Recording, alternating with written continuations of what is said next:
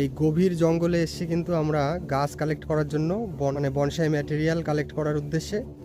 তো দেখুন বাগানটা কিন্তু ভীষণ গভীর আর অনেক পুরনো দিনের বাগান, জঙ্গল আর কি বলতে পারেন পুরো। গাছগুলো দেখুন এখানে অনেক পুরনো পুরনো। তো তার মধ্যে থেকে আমি এই গাছটিকে এখান থেকে কালেক্ট করে নেব। দেখুন এটি, এই যে আমি এটা চয়েস করলাম এই কারণেই, এটা দেখুন নিচের দিকটা কিন্তু বেশ জয়েন্টটা বেশ সুন্দর। এবার এখান থেকে আমি প্রশিক্ষণের মাধ্যমে একটি বনসাই গাছে রূপান্তরিত করব এই গাছটিকে।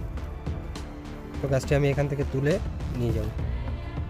গাছের থেকে গোড়া থেকে এতটা মাটি কিন্তু আমি সরিয়ে দিয়েছি, তবুও গাছটি কিন্তু কোনোভাবে তোলা যাচ্ছে না, আরও অনেক ভেতরে। তো এটাকে আমি আস্তে আস্তে পুরোটা তুলব। অবশেষে কিন্তু এটাকে আমার কেটে তুলতে হলো। দেখুন আমি কেটে তুলে দিয়েছি। আর এই যে গাছটি, এটাকে আমি বাড়ি গিয়ে রিপোর্টিং করব এবং সেই ভিডিও, পরবর্তী ভিডিও আপনাদেরকে শেয়ার করব।